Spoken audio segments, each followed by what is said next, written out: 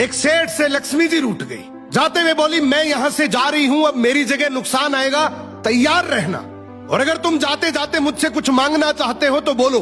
सेठ बहुत समझदार था, बड़ी विनम्रता से बोला, माता नुकसान आ रहा है तो आने दीजिए, बस मुझे आप एक वरदान दीजिए कि मेरे परिवार में हमेशा सुख शांति बनी रहे। लक्ष्मी जी मुस्कुराई, तथास्तु कहा और वहां से चली गई। अब उस सेठ की 4 बहुएं थी। कुछ दिनों बाद सबसे छोटी बहू खिचड़ी बना रही थी। उसने खिचड़ी में नमक डाला और अपने काम में व्यस्त हो गई।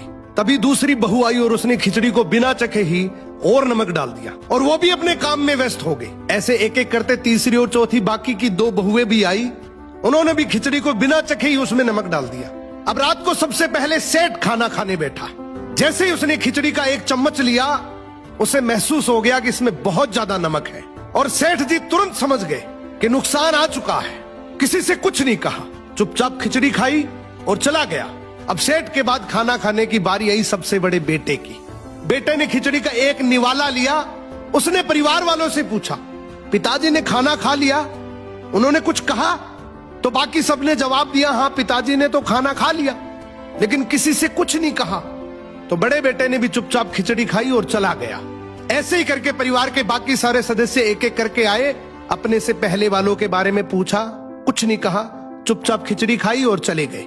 अब रात को सेठ जी सो रहे थे, सपने में नुकसान आया और हाथ जोड़कर बोला, भाई मैं यहां से जा रहा हूं, मैं यहां नहीं रह सकता। तो सेठ जी ने पूछा, क्यों, क्या हो गया? नुकसान बोला, तुम सबने मिलकर 1 किलो नमक खा लिया, पर मजाल है कोई किसी पर नहीं चिल्लाया, किसी ने गुस्सा नहीं किया, सब शांत रहे। अब जिस परिवार में इतनी सुख शांति हो, आपस में इतना प्यार हो, वहां पर मैं नहीं रह सकता।